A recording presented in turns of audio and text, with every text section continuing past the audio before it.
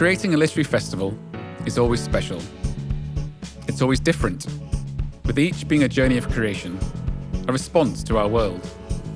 This year has been like none other, highlighting what it means to be human, and the joys and comfort found in shared experiences. As readers, we turn to books to find solace, strength, inspiration and understanding. The authors we explore are documenting the stories of our times and helping us gain a better understanding of where the world might go next. The power of reading and the need for connection and community has inspired the 41st edition of the Toronto International Festival of Authors. And I welcome you warmly to share in this festival and our celebration of stories.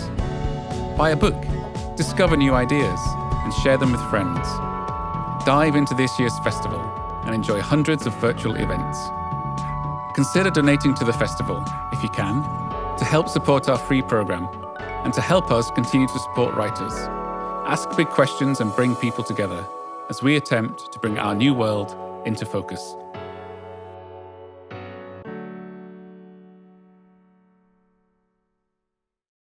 We respectfully acknowledge that words and ideas have been shared on this land for thousands of years. The land on which we operate has been occupied by the Anishinaabe, the Haudenosaunee, and the Wendat peoples, and is covered by Treaty 13 with the Mississaugas of the Credit First Nation. It is part of the Dish with One Spoon territory and is still home to many Indigenous people. We pay our respects to the elders past, present, and emerging. We thank those that have cared for the land and are sharing it with us. We are grateful to be here, connecting with others in the celebration of stories. Hi, I'm Hal Wake, and welcome to the Reread, The Sacrifice by Adele Wiseman. In partnership with the Writers' Trust of Canada, we're pleased to present 5 digital book clubs from within the 2020 festival. Matching a contemporary writer with a work from our past of cultural significance, we hope over the next 45 minutes to gain insight into a significant artist and a significant work from both a fellow practitioner, and of course, we'd love to hear from you, the audience. We'll hear what you have to say through the chat button. I hope there's a chat button for you and you can send your questions. Otherwise, we'll certainly find a way for you to get in touch and contribute. It's now my great pleasure to introduce Anne Michaels. Anne is one of this country's most esteemed writers. Her novel, Fugitive Pieces, written more than 20 years ago, continues to capture the hearts of new readers around the world. She's won too many awards to list here, and her work has been published in 45 countries. She has a novel in progress, and her latest book was a collection of essays called Infinite Gradation. Please welcome Anne Michaels. Hello. Hello, pre-COVID, applause everywhere. It's now virtual applause, but I'm sure you feel it in your bones. How are you? I'm well. How are you, Hal? Not too bad. We have a lot to talk about in a relatively constrained time. And I'm going to do something I almost never do, which is cut to the chase and ask this question, which is maybe often the last question. What do you think is the single most compelling reason to reread The Sacrifice? I think that this book is relevant for many, many reasons. I think actually I'd like to start with a quote from Adele Wiseman and go from there. Yeah. She said, "The artist goes out to the outer edges and comes to a confrontation between what is socially permissible and what is humanly possible. One of the things I want to do and try to do this in The Sacrifice is explore the absolutely best reason for doing the worst thing." The book is, it's an immigrant story, but it's at pains to show us that the immigrant doesn't begin a new life. It's a truncated life. So everything that's come before is carried into this new place. So it's not a question of a new beginning. It's a question of how to carry the past into the place that you are. And we live in a world, of course, of enormous global migration. So many of us don't live in the place where we were born. We won't be buried in the place where we were born. Our children are not born in the place where we were born. So this is, common knowledge, commonplace, but in fact, it's an enormous change, a sea change in terms of the number of people to whom this applies. So this story, which is told in an interesting way, not in a way in which the immigrant is confronting a new community or a new culture, because the culture is more it's quite a ghettoized culture. Once that immigrant, the main characters in the story, arrive, they're within their immigrant community. So we're not seeing the immigrant facing the new culture except in glimpses. But what we are experiencing is the immigrant facing that past and facing history. So in the whole the immigrant novel in Canada is certainly an old genre. And at the beginning of the last century, we had settlers' stories. Yeah. And then in the 50s, when this was published, 1956, those stories, there was a resurgence of the immigrant story. And these were not settlers' stories. These were immigrant stories which dealt with, in many cases, the immigrant facing and conflicting and confronting a new culture.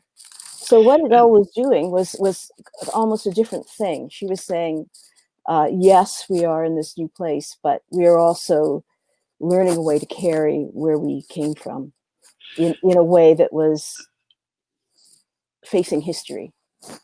And that's the story of Canada. And there, as you say, there's a tradition of immigrant literature.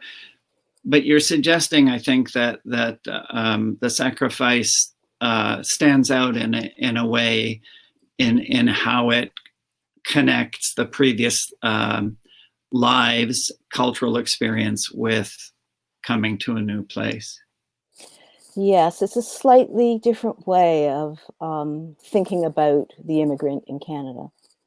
Do you remember, and I mean, I don't envy you having to sort of, because a lot of this is memory work. I don't know when you first read it, but do you remember the first reading and any feeling that you might have had back then?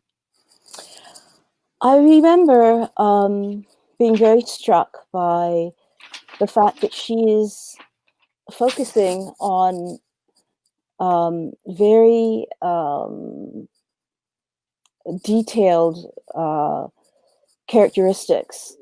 The characters are very intimately drawn, but the themes are huge.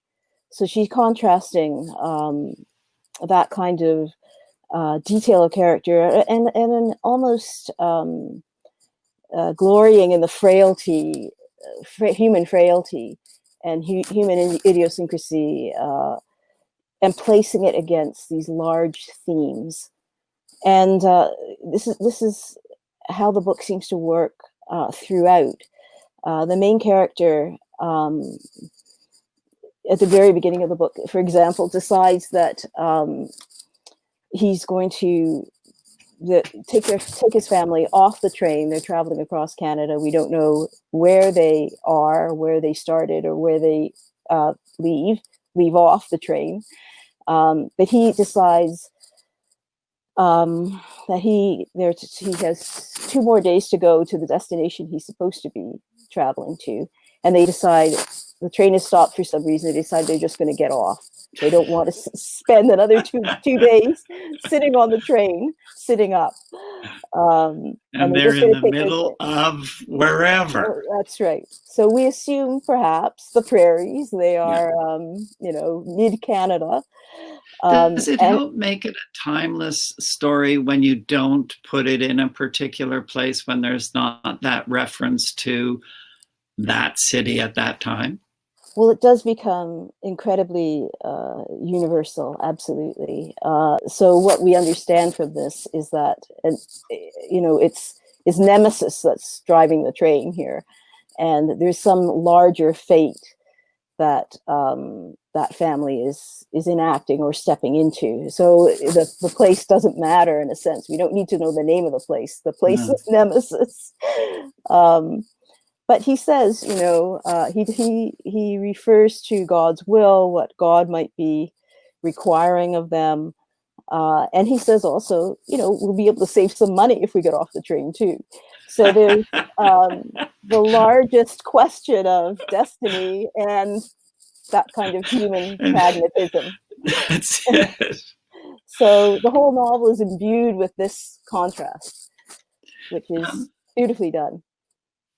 Can we switch just for a quick second? I'm going to get you to do a reading in a minute, but I'm interested in Adele, and we obviously don't have time for the full biography, but can you give us a brief sense of who she was? And you did know her, right? Yes, I did. I think the most important thing to know about Adele Wiseman was that she was an absolutely committed writer. She was committed to the endeavor of writing. She was committed to what the writer can do in terms of political action, in terms of waking people up. And she was very,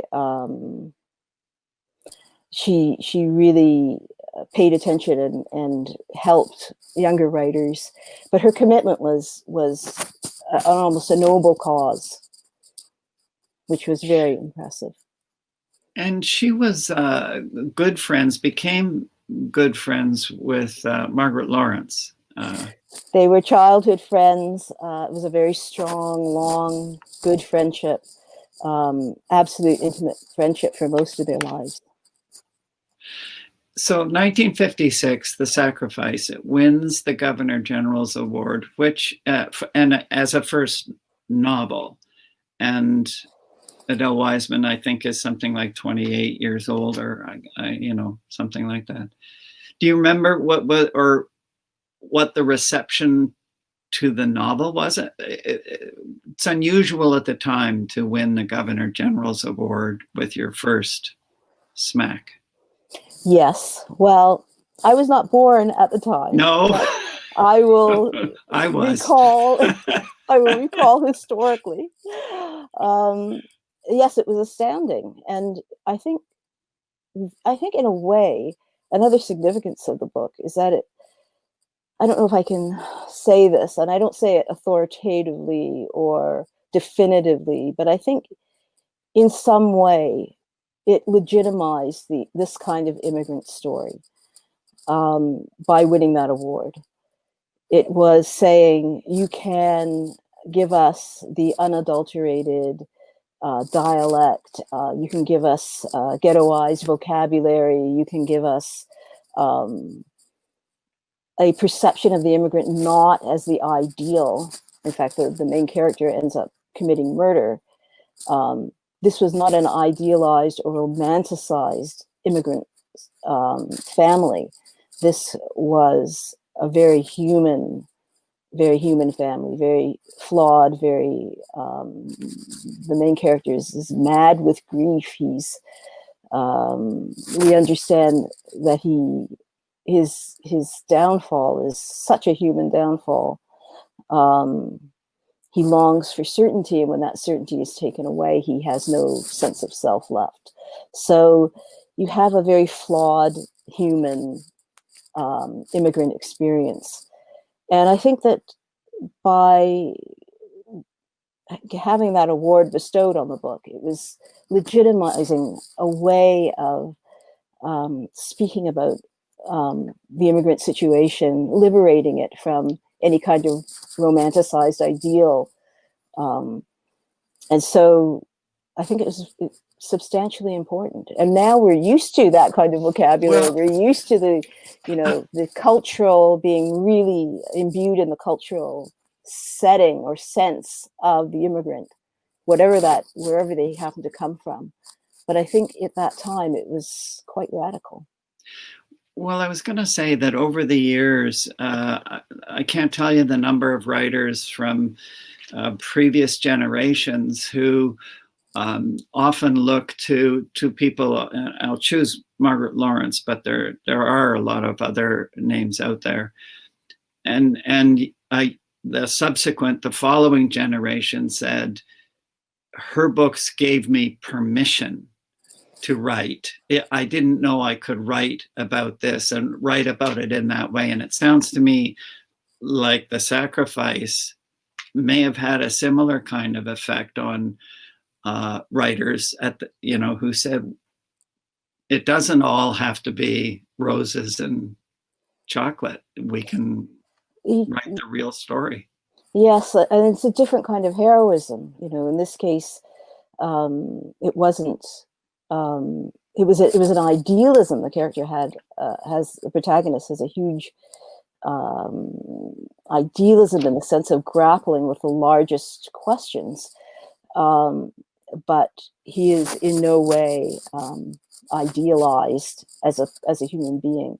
And yes, I do think it gave other writers permission to have characters who are abusive, characters who are not holding up the entire nation they come from. They are not an exemplar. They are not a role. They don't have to be a role model for their culture. They have to be simply human beings. You've chosen a reading, I think. Yes, I have. Shall I? Thank heavens. I chose this reading because it is a description of there in the story. The family that arrives in Canada is a mother and father and one son. But we learn that in a pogrom in Europe, two of the sons were killed in a grisly scene. They're actually hanged. And the loss of those two sons is a tremendous force and absence in the book. And the main character, I think, it's very clear that he somehow reconciles himself to the death of those two sons because he invests everything in the life of the son who survived, who in the course of the action also dies. And that's when everything dramatically goes downhill from that moment. But this passage is remembering the son that survives, remembering his older brothers. And it's a very tender passage about the moment that one of the sons, one of the brothers who died, realizes he is falling in love with someone in the village. Now he listened. The son that remains alive, and he's recalling the story. Now he listened, puzzled, while his brothers crawled into their places beside him and whispered about an ordinary girl. Minutely, they debated whether the carpenter's daughter had really spent all afternoon picking flowers in her front yard solely because Moses himself had spent all afternoon walking back and forth past her house. You say she was picking flowers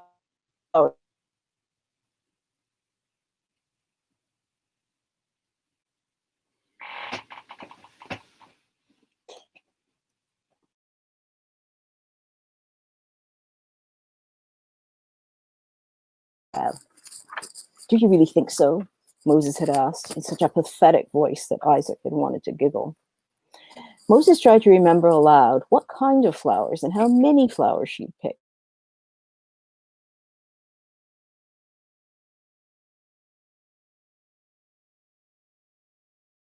Pretending to be immersed in thought. He recalled that she had kept slightly turned toward the walk,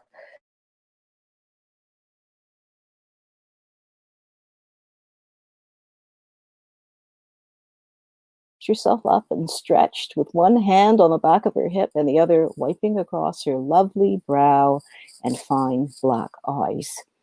But even though her lips seemed to be smiling, she might have just been shading her eyes from the sun and not really looking at him.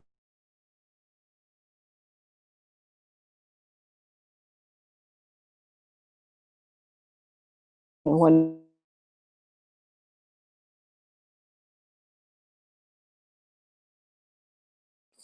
Jacob was alert and serious in his brother's behalf.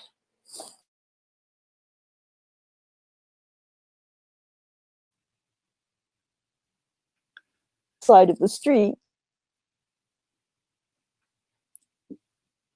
Your audio is a bit spotty, and I think you're freezing a little bit. Shall I back? I'll back up a couple sentences. Sure. I only have.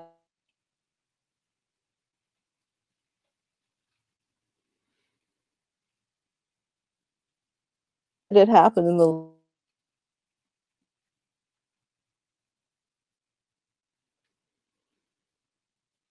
Couldn't have been shading them.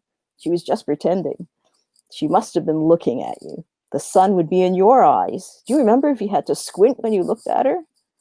Squint, said Moses brokenly. I love her. And I just love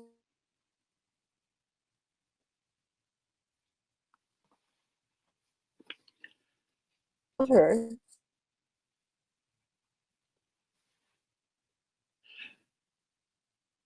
I think we're going to have to try to fix this technical issue, just because when you freeze, when the image freezes, then we don't get the audio either.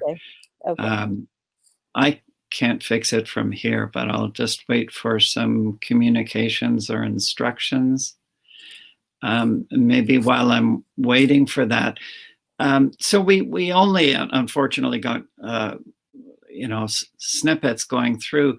How would you describe the kind of stylist? I mean, I that's even a terrible word, but you know what I mean. I mean, what use of language, those craft issues. What's your sense of the sacrifice?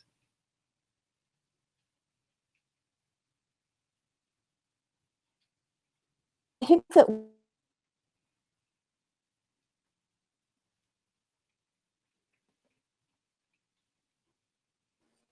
is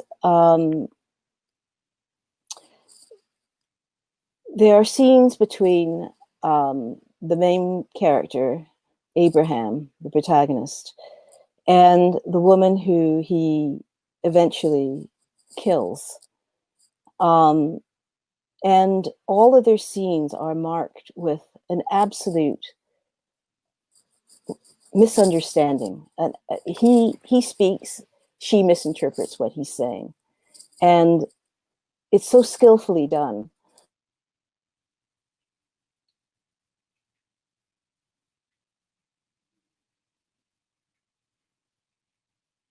Open the characters to us. So every time they speak, we understand the enormous chasm between them. He says something, she assumes he's saying means something else. And so they're on this trajectory, a disastrous trajectory. So she's attuned to the gap between dialogue and intention. And that runs throughout the book with every encounter between those two characters. Beautifully done. Do we know whether Adele was drawing on any particular literary precedent or writer that informed her approach to writing? I can't really answer that. I don't know. And we didn't have that conversation, so I'm not sure what her influences were, or who her influences were, but I'm sure she would have been very attuned to what was being written at the time.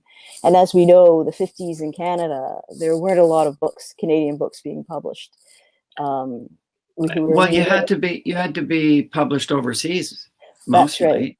So we were the great importers. Canada was a great importer of books, and even books written by Canadians were published elsewhere and brought to Canada. So, but she would have been aware. I mean, at that time, the mid-50s, at the time that her book came out, that was the beginning of quite. There are quite a number of immigrant stories that came out in the 50s, notably Under the Ribs of Death, Yellow Boots by Lysenko, Son of the Soil. These were all in the 50s, late 50s. So she would, I think, have been aware of those books coming out at the same time. And she would have been aware of the Canadian writing that was going on, Hugh MacLennan. But as for influences, I really can't say. Well, we'll wait for a few more, for some questions to come in, and I have just a couple of more for you. But Abraham as the patriarch, Moses was in that scene that you read. All of the names are epic. Biblical names. What is she doing with that? Why? She's signaling right away that our themes are huge, lofty, operatic, biblical, of course. And she is contrasting that with the absolutely pragmatic, frail, what I would say, what I have said about the book is that she's superb at characters as large and as small as life. So I think this is all about the very human soul grappling with the largest questions, and in this case, also the largest questions of history. Anyone reading the book would be absolutely aware. It's very not long after the Second World War, so the Holocaust. That would have been an awareness that the reader had, a context that the reader would have reading this book, and so the sense of bringing that history and those huge questions to bear on the small reality of a human life. That's really what's going on here. And so we have the immigrant grappling against this historical context, grappling against faith, what kind of faith is possible at this moment in history, and putting that all in the context of a new culture, a new situation, a new home to which they have fled. So there's a lot going on in the book, and this sense of destiny, nemesis, grappling with one's sense of duty. What does faith constitute, and who is more holy in this? In a sense, the person who is martyring themselves for the sacrifice, or the person who is enacting the sacrifice. There's so many moral questions and questions of faith that are being discussed. So immediately in those names, she's saying, okay, this is the territory. We're not messing around here. this is the territory we're in. But we're also going to give you a very, very human experience. And Abraham thinks that he knows God's plan and that he's being guided by God's plan until the break point where, with the death of his third son, he just is completely at sea. There is no longer that guidance, that star to steer by.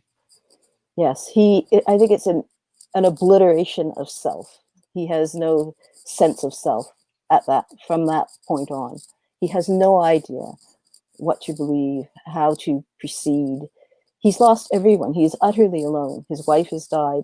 So he's in this new place.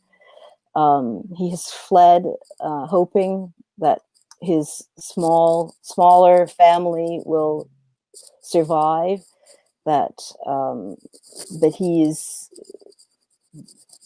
completely unmoored. Wow. I started by asking a terrible question about this most compelling reason. So now we're at the end, and I'm going to rephrase it, ask it a slightly different way. And you've touched on aspects of this all the way through the conversation. So this is really more of pulling these threads together. What is the sacrifice, its relevance and importance today?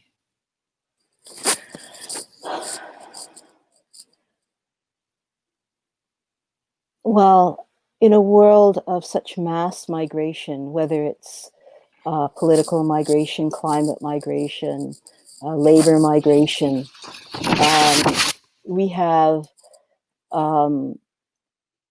huge numbers, millions upon millions of people who have been dispossessed.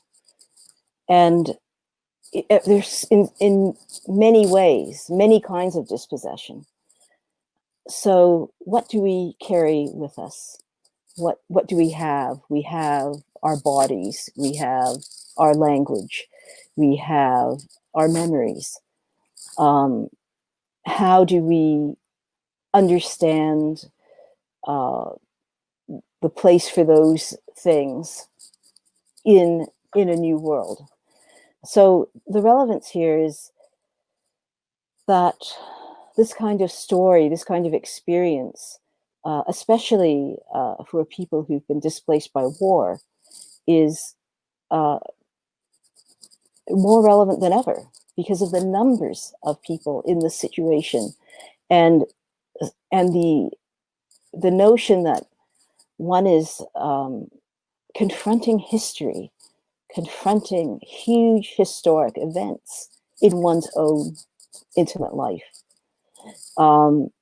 This, unfortunately, or is the way the world is now. So this kind of book, which allows for that kind of grappling, I think is a very relevant book. And for this country to understand that this kind of experience has been written about for some time now in different ways. It's always important to understand the ways in which we have looked at these questions. I'm sure it was a writer who said to me, or maybe even it's a published remark, but that this century will be the century of migration. I mean, it's just what's going to happen. People are going to be moving en masse as climate refugees, as refugees from other kinds of things. And I don't know that we're necessarily prepared for it. And I don't know whether there's any book that can help us, handle it, deal with it adequately. I think we just have to keep looking at the various ways migrants have understood their experience. In Canada, in Toronto, we touched on this a bit, you and I, before, that, you know, we're now a city of well over 150 languages. So every language carries with it its own rich literature, its own oral tradition, its own recipes, its own songs, its own lullabies. You're, you know, singing to children who maybe don't speak the language you're singing in, to our own children. I mean, there's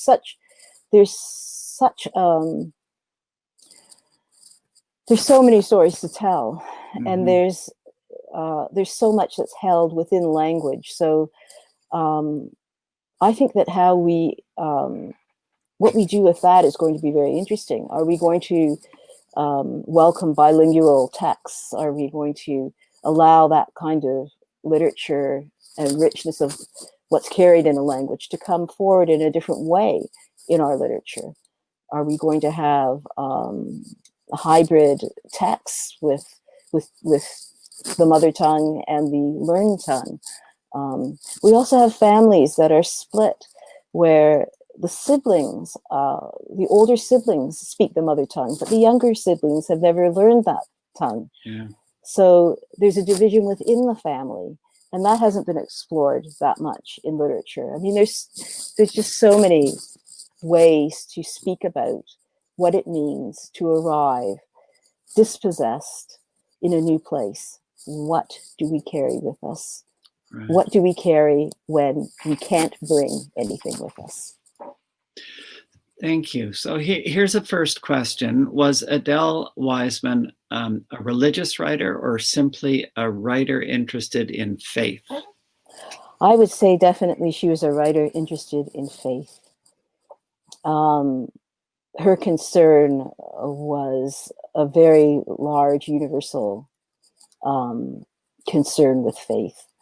What do we believe? Why do we believe it? What happens when that faith is absolutely tested to the limit? What do we replace it with? Do we replace it with something? Are we left completely bereft? And if so, what does that mean? So I think it was faith in a secular sense. It was the largest questions, the profoundest questions. This is, I think, more of an observation that you might want to respond to as opposed to a direct question. The sacrifice reminds me, says the questioner, of some of A.M. Klein's poems. Same feeling for the mysteries of Judaism, the allure, the depth. So a comparison with A.M. Klein. I think that those are the stories she grew up with. So in choosing her route into those larger questions, she, of course, I shouldn't say of course, but in her case, she took the route of those stories into those larger questions. So if Judaism was her tradition, she used those stories to get at something larger. I think it's interesting that the same year that The Sacrifice came out, Leonard Cohen's Let Us Compare Mythologies came out. Interestingly, I was thinking about Eli Wiesel's Night came out. So Camus' The Fall came out. And we've lost you. Okay, I think we had a lovely stretch there without technical issues, but we're back to a few problems. So I think probably this is, and we've done our length, allotted length. So I'll close things up and wish everybody a great festival. And of course, thanks to you, and thanks to Anne and to you who are part of the audience. The Sacrifice was republished in 2017 in a new Canadian Library edition, and it's still selling. Of course, you can get a copy, I'm sure, at the library, but if you want to pick up your own copy, it's available in paperback. Our literary traditions are rich and are made richer by the ongoing conversations about authors and books that in their time had impact, changed perspectives, and widened our understanding of ourselves. So next Monday, the Reread continues with The Meeting Point by Austin Clarke, and I'll be talking with Olive Senior about that. And please tune in for the rest of the series and take in what you can at the festival. Thank you very much. Thank you, Hal. Thanks. Thank you all for coming.